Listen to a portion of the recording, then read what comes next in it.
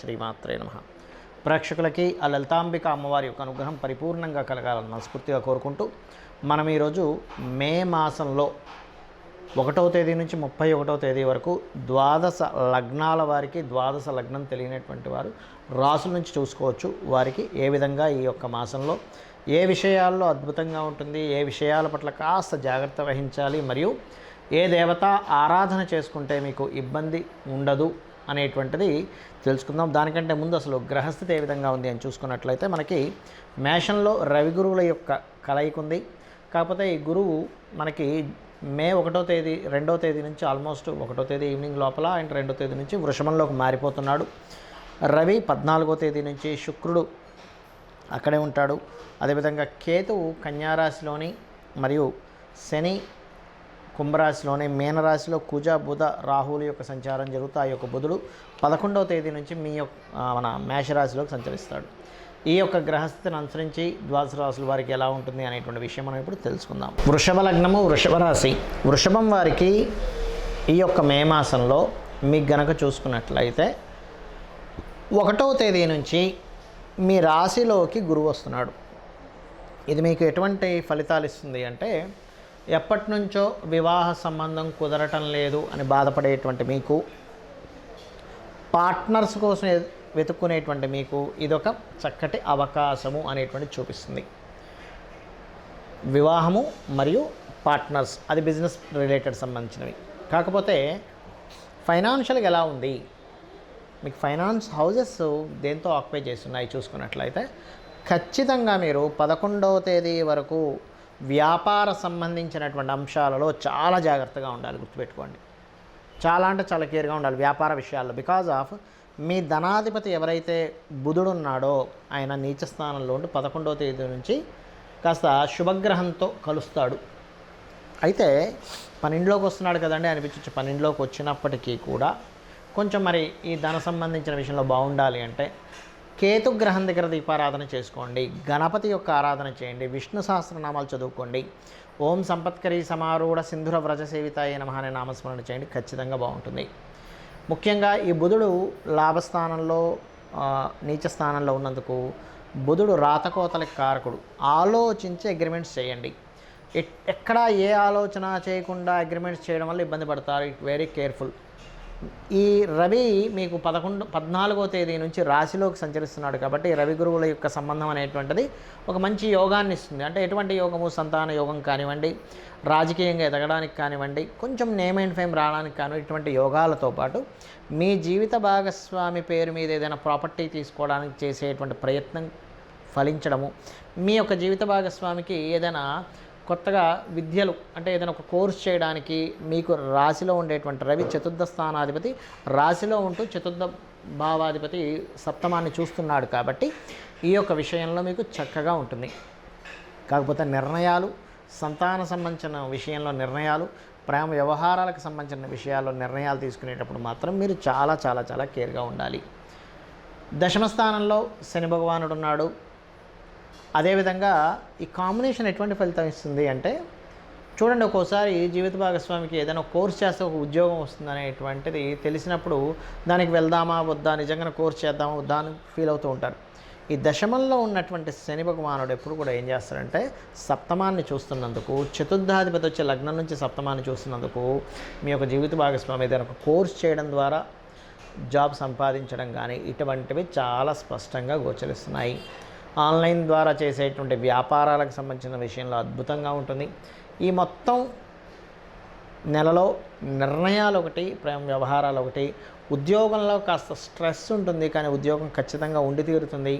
Don't worry, దాని గురించి tension పడకండి. కాస్త ఒత్తిడి ఎక్కువగా ఉంటుంది. ఆ ఒత్తిడి తగ్గించుకోవడానికి మీకు దగ్గరలో ఆలయంలో నూనె తీసుకోండి, చక్కగా నువ్వుల నూనె తీసుకొని ఆలయంలో దీపారాధనకు వాడుకోవడానికి అన్నట్టుగా ఇవ్వండి. ఇది కనుక మీరు చేశారంటే అద్భుతంగా ఉంటుంది.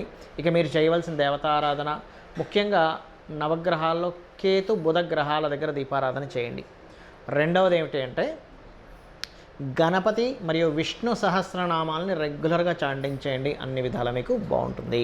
చాలామంది నన్ను అడుగుతుంది ఏంటంటే, ఏమంటే మాకు జాతక చక్రం లేదు, డేట్ ఆఫ్ బర్త్ తెలియదు, టైం తెలియదు, నక్షత్రం తెలియదు, మరి మేము ఈ మే మాసంలో ఎటువంటి జాగ్రత్తలు తీసుకోవాలి? మనం జనవరి ఆల్మోస్ట్ డిసెంబర్ నుంచి చెప్తూ వస్తున్నాం. ఫిబ్రవరి నుంచి మే వరకు ఉన్నటువంటి కాంబినేషన్ ఏదైతే ఉందో సాటర్న్ అంటే శని రవి, శని కుజ, అదేవిధంగా కుజ రాహు ఈ కాంబినేషన్స్లో వెళ్తున్నాయి. కాబట్టి లైఫ్లో అంటే ప్రపంచవ్యాప్తంగా కావచ్చు, దేశవ్యాప్తంగా కావచ్చు, మనం ఊహించనటువంటి మలుపులు, ఎవరు ఎక్స్పెక్ట్ చేయనటువంటి పోలీస్ డిపార్ట్మెంట్ కావచ్చు, మిలిటరీ కావచ్చు, గొడవలు కానివ్వండి, ఒక రకమైనటువంటి ఉంటాయని చెప్పి నేను చెప్తూ వస్తున్నాను యాజ్ ఇట్ ఈస్గా. ఎందుకంటే ఇదేదో మన గొప్పతనం కాదు, వెరీ క్లియర్లీ మనకి ముండేన్ ఆస్ట్రాలజీ అంటారు, మైథుని జ్యోతిష్యం అని, ఆ యొక్క దాంట్లో చాలా స్పష్టంగా ఉంది కాంబినేషన్స్ అనేవి. కాబట్టి అందరికీ నేను చెప్పేది ఒకటే, మే ఎండింగ్ వరకు కూడా కొంత జాగ్రత్తగా ఉండండి. ఎక్కువగా గుమ్ముడు అంటే ఎక్కువ పబ్లిక్ ఉండేటువంటి ప్రదేశాల్లో కొంత జాగ్రత్తగా ఉండండి. అయితే ఇక్కడ రాశి, నక్షత్రము, లగ్నము ఏమీ తెలియనటువంటి వారు ఒకటే గుర్తుపెట్టుకోండి, వీలైతే మీకు పెద్దగా నేను ఏ పూజలు చేయించుకోలేనండి, కొంచెం నా ఆర్థిక స్తోమత బాగాలేదు అనుకునేటువంటి వారు సింపుల్ టెక్నిక్ ఒకటి చెప్తా.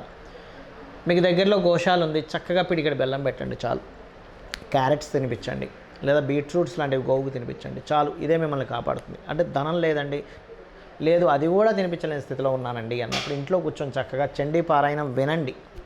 విన్నా సరిపోతుంది, మీరు వెళ్ళి చేసేయాలని రూల్ ఏమీ లేదు, గుర్తుపెట్టి వినండి. లేదంటే నాకు స్తోమత ఉంది, నా దగ్గర 4 డబ్బులు ఉన్నాయి, నేను చేసుకోగలను అన్నప్పుడు మీరు ఖచ్చితంగా చండీ పారాయణం చేసుకోవడము, చండీ హోమంలో పార్టిసిపేట్ చేయండి.